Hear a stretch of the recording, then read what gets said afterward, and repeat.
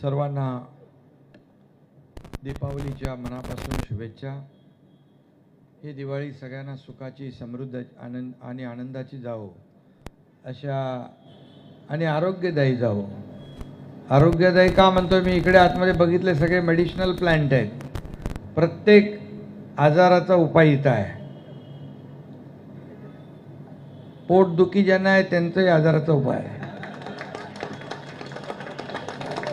तुमच्याबद्दल नाही, तुमच्याकडे नाही आहे पोटदुखी, ज्यांना आहे त्यांच्यासाठी। राजमाता जिजाऊ उद्यान ऑक्सिजन पार्क चं लोकार्पण आज या ठिकाणी झालेलं आहे।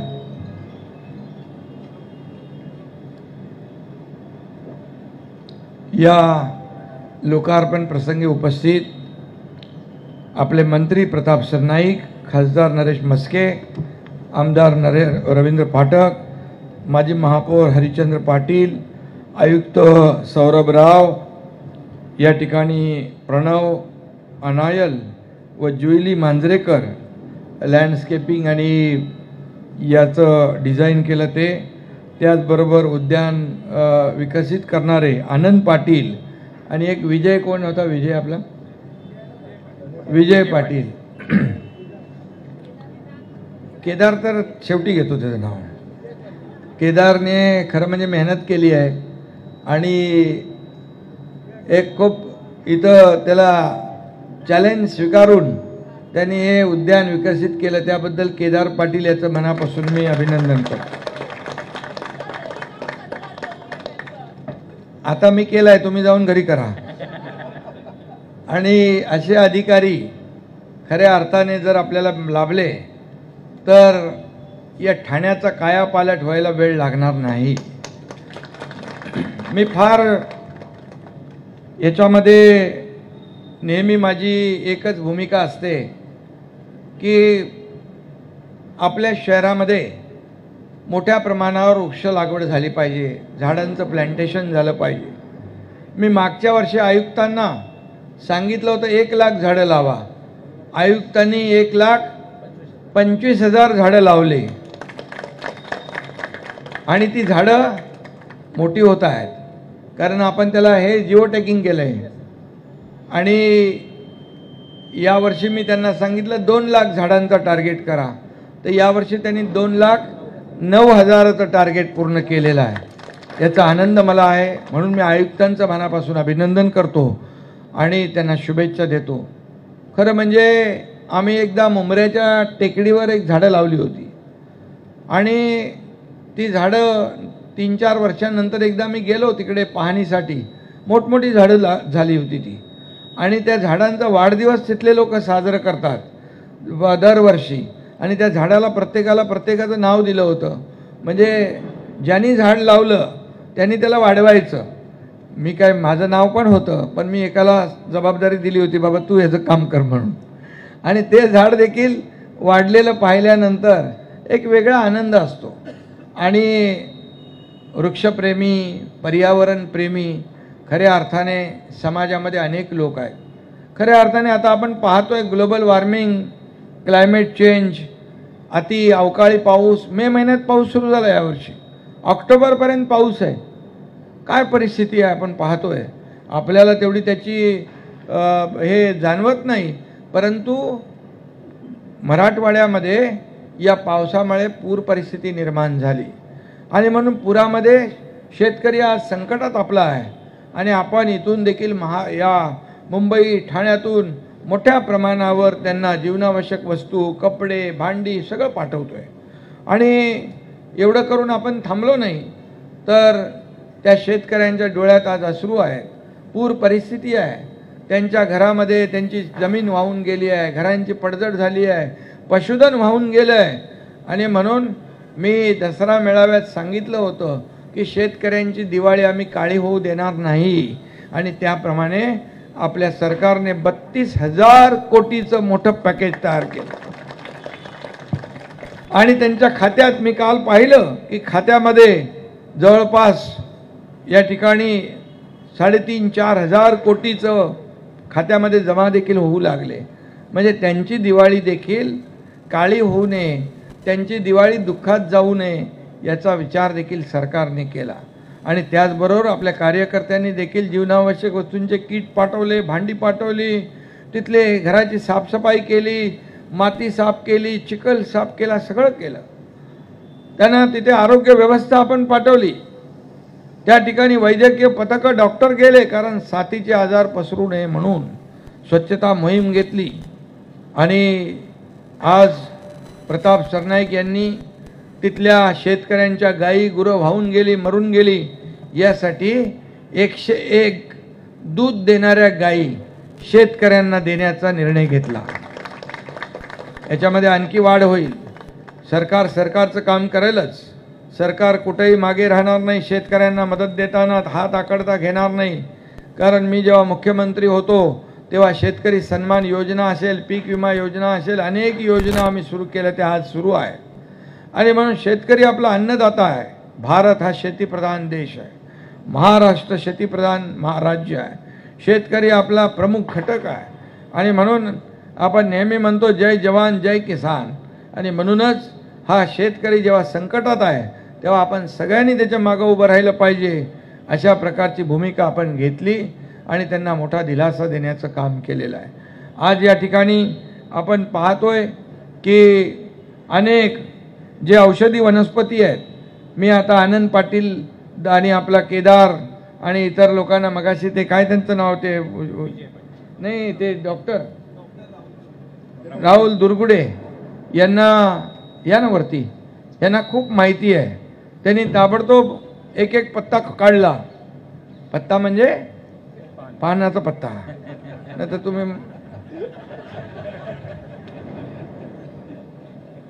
इथं काय धचा मा करायला वेळ लागत नाही. आणि एक एक पान काढलं आणि त्याची चव चाखायला दिली. ताबडतोब एक पान खाल्लं तर शुगर कमी होते, डायबिटीज कमी होते. या ठिकाणी मूत्रपिंडाचा आजार असेल, किडनीचा, त्याच्यावर आजार आहे, उपाय आहे. आणखी काय काय दाखवलं, कॅन्सरवर देखील आजारावर उपाय आहे.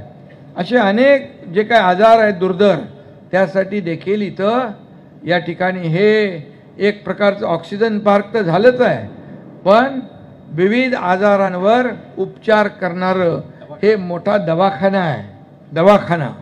आणि म्हणून इथं आल्यानंतर जे काही वातावरण आपण पाहतो, बाहेरचं थोडं हिट बघा आणि या गार्डनमध्ये आतमध्ये या, तुम्हाला जर लगेच फरक जाणवेल. आणि ताबडतोब टेम्परेचर कमी येईल. आणि वडाची झाडं 70-70, 100-100 वर्षापूर्वीची आहेत. या वडातून किती मोठा ऑक्सिजन मिळतोय आपल्याला. आणि म्हणून खऱ्या अर्थाने या ठिकाणी फेरफटका मारला. 500 मीटरचा आपला ट्रेल बनवला आहे नॅचरल. या ठिकाणी आपण आल्यानंतर खूप लोकांना याच्यामध्ये शारीरिक जे काही आजार असतील ते नुसत्या या ऑक्सिजन पार्कमध्ये फिरल्यामुळे दूर होऊ शकतील, अशा प्रकारचं नियोजन इथं केलेलं आहे. आणि ऑक्सिजन देणारे वडाचं, पिंपळाचं झाड आहे, बांबू देखील आपण लावलेले आहेत. बांबू किती आहेत? 500 बांबू लावले. 500 बांबू नाही, जास्ती लागतील बांबू अजून, कारण बांबू देखील ऑक्सिजन ऑक्सिजन देणारं बांबू आहे. अदरवाईज काय घेऊ नका तुम्ही. त्यामुळे बांबू तर सगळीकडेच लागतो. आणि काही लोक मस्ती करतात, त्यांना देखील थोडं बांबू आपल्याला तोही वापरायला लागतो. पण सगळ्यात महत्त्वाचं म्हणजे बांबू, या बांबूला आपण, मोदी साहेबांनी बांबू हे बास नाही, बांबू हे घास आहे असं म्हटल्यानंतर त्यातल्या सगळ्या अटी शर्ती निघून गेल्या. आता काही परवानग्या बांबूला लागत नाही. आणि बांबूपासून एवढे मोठे बाय प्रॉडक्ट होतात. आता आपण रत्नागिरीचं एअरपोर्ट जे आहे हे बांबूचं करतोय. बांबूवर रत्नागिरीचं एअरपोर्ट करतोय. बँगलोरचं एअरपोर्ट बांबूमुळे झालेलं आहे, बांबूवर झालेलं आहे. आणि म्हणून या बांबू मोठ्या प्रमाणावर लागवड या महाराष्ट्रामध्ये करतोय आपण. त्याला मोठं सबसिडी देतोय. बांबूमुळे इथेनॉल तयार होतं, बांबूमुळे ऑक्सिजन जादा येतं, कार्बन डायऑक्साईड जादा ऑब्झॉर्ब करतो आपण. आणि या ठिकाणी आता आम्ही परवाच सरकारने बांबूला उद्योगाचा दर्जा दिलेला आहे, उद्योगाचा, इंडस्ट्रीचा. आणि त्यामुळे हे बाय प्रॉडक्ट जे आहेत याच्यामध्ये आपल्याला मोठ्या प्रमाणावर करता येतील. आयुक्त महोदय. म्हणून आपण तिकडे एक बांबू लागवड केली होती वरती रामनगरला. वेगवेगळ्या प्रकारचे बांबू पाहिले आपण. एक मला केदारने दाखवला, कुठे गेला केदार, तो मोठा 25 फुटाचा बांबू होता, भीमा बांबू. त्याचा एक बांबू इन्शुरन्स निघाल्यासारखा आहे. म्हणजे अशा प्रकारचं आपण लोकांना प्रमोट केलं पाहिजे. मी या लोकांना सांगितलं आहे, आमच्या गावाकडे या, आपण गट शेती करू, शेतकऱ्यांना एकत्र घेऊ आणि अशा प्रकारचे मेडिसिनल प्लांट लावू, लागवड करू, त्याचं प्रोसेसिंग तिकडेच करू आणि त्या ठिकाणी फिनिश प्रॉडक्ट पण काढू, जेणेकरून ताबडतोब लोकांना मोठा दिलासा मिळेल. आणि म्हणून पर्यावरण आपलं राखलंच पाहिजे आपण. आणि आपण आपलं एक अर्बन फॉरेस्ट केलं ना आपण तिकडे कावेसरला, आणि तुमच्या गायमुखला केलं, आपण लोकमान्य नगरला आपण केलं urban forest, Nagla बंदरला urban forest केलं आहे. म्हणजे शहरामध्ये फॉरेस्ट ही संकल्पना आम्ही मांडली होती त्यावेळेस, आणि ती संकल्पना या तुमच्या या ऑक्सिजन पार्कमुळे प्रत्यक्षात या ठिकाणी आपल्याला पाहायला मिळते. अशा प्रकारचे जिथं जिथं मोकळ्या जागा आहेत, काही जागा आपल्याला मुलांना खेळण्यासाठी ठेवल्या पाहिजे. वनाच्या फॉरेस्टच्या जमिनीवर देखील 50,000 रोपं आपण लागवड करू. केली, मग भरपूर झाले बांबू, फुल ऑक्सिजन ऑक्सिजन ऑक्सिजन. आणि त्यामुळे मला आनंद आहे की जेव्हा मी वरून जेव्हा इथून कुठे बाहेर जात असतो दौऱ्यावर, हेलिकॉप्टरने पाहतो जेव्हा, तर हिरवंगार दिसतं वरून, एक मनाला समाधान वाटतं. बाजूला येऊरचा डोंगर आहे, आपल्याकडे तलावांचं शहर आहे, आपण तलाव पुनर्जीवित करतोय. कारण ही ठाणे ही तलावाचं शहर आहे, तलाव ही ठाण्याची ओळख आहे. आणि म्हणून तुम्हाला मी आठवण सांगतो की आम्ही जोगीला मार्केटच्या बाजूला जे तलाव होतं, ते तलाव लोकांनी बुजवून टाकलं होतं. त्याच्यावर 250-300 झोपड्या बांधल्या होत्या, पण आम्ही त्या 250-300 लोकांना तिथून काढलं, त्यांचं पुनर्वसन केलं आणि पुन्हा तो तलाव जसा आहे तसा आम्ही तयार केला. हे देशातलं जगातलं पहिलं उदाहरण असेल. आणि म्हणून तलावाचं संवर्धन देखील आपण करतोय. एकदा तर आनंद दिघे साहेब असताना मासुंदा तलाव गाळाने, मातीने, चिखलाने भरला होता आणि सगळं पाणी काढलं. आणि दिघे साहेब म्हणाले की आता हे तलाव, मासुंदा तलाव आपल्याला साफ करायचं आहे, स्वच्छ. मला वाटलं साफ म्हणजे काय, त्याच्यामध्ये काय आपलं एरिएशन वगैरे करून काय करू. ते म्हणाले नाही नाही, पूर्ण खोदून माती काढायची ह्याच्यातली. पण आनंद दिघे साहेबांनी एकदा मनावर घेतलं की कुठलं कठीण काम राहूच शकत नाही, आणि ते नेहमी चॅलेंज स्वीकारायचे. आणि मासुंदा तलाव आयुक्त महोदय पूर्ण पाणी काढून ट्रकच्या ट्रक, हजारो ट्रक माती काढली आणि आज मासुंदा तलावाची खोली वाढली आणि त्या ठिकाणी पाण्याची साठवण क्षमता वाढली. म्हणून तुम्हाला आता मे महिन्यात देखील तलाव तुडुंब दिसतो. आणि म्हणून हे आपण सगळीकडे केलं पाहिजे. जेवढे तलाव आहेत हे उन्हाळ्यामध्ये, मे महिन्यामध्ये जेव्हा कमी होतं पाणी आटतात, तेव्हा पूर्णपणे त्याचं ड्रेजिंग केलं पाहिजे आणि ते खोदलं पाहिजे, त्याची साठवण क्षमता वाढवली पाहिजे. तुम्हाला 12 महिने त्याच्यामध्ये पाणी दिसेल आणि लोकांना देखील त्याचा आनंद घेता येईल. आणि म्हणून मी आजच्या या नक्षत्र उद्यानाचा मगाशी उल्लेख केला, त्याला देखील आपण पैसे काहीतरी किती दिलेत, त्याला देखील 4 कोटी आपण नक्षत्र उद्यान कळव्याला, त्याचंही उद्यान रेडी झालेलं आहे. त्याचंही म्हणजे एक एक कन्सेप्ट घेऊन या ठिकाणी आपण करतो.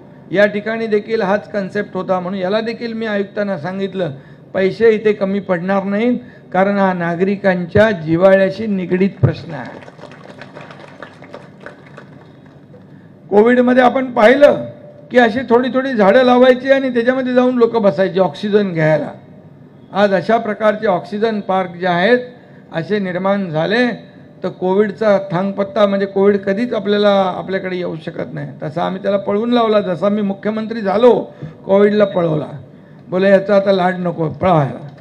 आणि म्हणून तुम्हाला एवढंच सांगतो आयुक्त महोदय, अशा प्रकारची उद्यानं जेवढी आपल्याला विकसित करता येतील तेवढी आपण विकसित करा आणि लोकांना मोठ्या प्रमाणावर यामध्ये दिलासा देण्याचं काम आपल्याला करायचं आहे. बाजूला फॉरेस्ट आपल्याला लागून आहे, त्या ठिकाणी देखील मोठ्या प्रमाणावर आपल्याला लागवड करता येईल आणि त्याचा बेनिफिट देखील आपल्या ठाणेकरांना होईल. आणि म्हणून आपण जे रस्ता रुंदीकरणामध्ये चंद्रशेखर असताना जी झाडं काढली त्यांना पुनर्रोपण केलं आणि ती झाडं जगली, हा देखील एक मोठा विषय आहे. आणि म्हणूनच या ठिकाणी जेवढी झाडं आपण लावता येतील प्रत्येकाने, आता मोदी साहेबांनी पण सांगितलं आहे, एक पेड माँ के नाम. आता प्रत्येक शाळेतल्या विद्यार्थ्यांनी, आयुक्त महोदय तुम्ही आपल्या महापालिकेच्या शाळांच्या विद्यार्थ्यांना 2 तरी झाडं लावायला सांगा. 2 झाडं प्रत्येकाने लावायची आणि त्या ठिकाणी ती वाढवायची. मुलं एकदा त्यांनी मनावर घेतलं की ते बरोबर करतात. आणि म्हणून याला हा देखील आपण एक मोठी संकल्पना या ठिकाणी आपण राबवूया. मला वाटतं हे बदलतं ठाणं आहे. या ठाण्यामध्ये रस्ते रुंद होत आहेत, मेट्रो सुरू होते आहे. मला वाटतं डिसेंबरमध्ये मेट्रोचा पहिला टप्पा सुरू होईल. त्याच्या पुढच्या टप्प्यामध्ये मीरा भाईंदरपर्यंत जाईल. त्याच्या पुढच्या पहिल्या अगोदर वडाळ्यापर्यंत जाईल. परत आपली रिंग मेट्रो होती आहे. त्यामुळे ठाण्यामध्ये अनेक प्रकल्प आपण आणतो आहे आणि या प्रकल्पांच्या माध्यमातून एक विकसित ठाणं, एक बदलतं ठाणं या ठिकाणी आणि हरित ठाणं आपल्याला करायचं आहे. आणि म्हणून तुमच्या सर्व नागरिकांचा सहभाग जो आहे त्याला आवश्यक आहे. घोडबंदरची वाहतूक कोंडी मी तुम्हाला विशेष त्याच्यावर लक्ष घालायला सांगितलेलं आहे. आता पाऊस गेला आहे, आता रस्त्याची कामं मला वाटतं तिथं युद्धपातळीवर सुरू झालेली आहे. कुठे गेले तुम्ही? आहे ना इकडे. हे नेहमी लक्ष ठेवून आहेत. आणि म्हणून या ठिकाणी रस्ते आपले आता फटाफट डांबरीकरण त्याचं करा, त्यामुळे वाहतूक कोंडी होणार नाही. आणि पुढे भविष्यामध्ये तुम्हाला माहितीसाठी सांगतो, आपण मुंबई फ्रीवेवरून उतरतो, तिथून डायरेक्ट एलिव्हेटेड रोड करतो आहे. तो डायरेक्ट एलिव्हेटेड रोड आनंदनगर ते साकेत, साकेत ते गायमुख, गायमुख ते फाउंटन हॉटेल असा बाहेरच्या बाहेर कोस्टल रोड जाणार आहे. त्यामुळे भविष्यामध्ये इथं वाहतूक कोंडी होणार नाही बिलकुल. आणि दुसरं, मुंबईला जाण्यासाठी तुम्हाला मुंबई नाही, इकडे मीरा भाईंदर, बोईसर, बोरिवली इकडे 2 तास 1.5 तास लागतात. आता आपण टिकुजिनी वाडी ते बोरिवली टनेल आपण करतोय फक्त 10-15 मिनिटात. ठाण्यातला माणूस बोरिवलीचा माणूस ठाण्यात. तिथं पण सोसायट्यांच्या काही तक्रारी होत्या, त्याही आपण दूर केल्यात. आणि त्यामुळे कनेक्टिव्हिटी जी आहे ही आपण अतिशय जवळ आणतोय.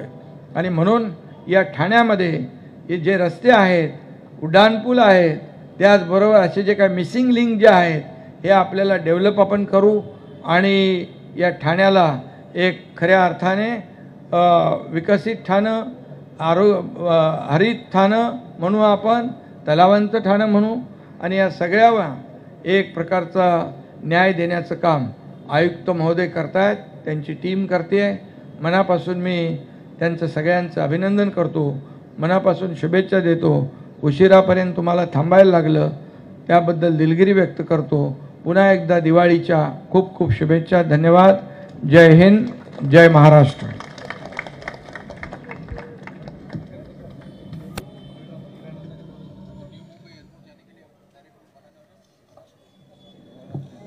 नवी मुंबई आणि नवी मुंबई एअरपोर्ट जे होतं आहे त्या नवी मुंबई एअरपोर्ट देखील जाण्यासाठी डायरेक्ट इथून विटावा, ऐरोली ते डायरेक्ट नवी मुंबई असा डायरेक्ट एक्सप्रेस रोड करतो एलिव्हेटेड. त्यामुळे काही चिंता नाही. धन्यवाद शिंदे साहेब. आज आपण आवर्जून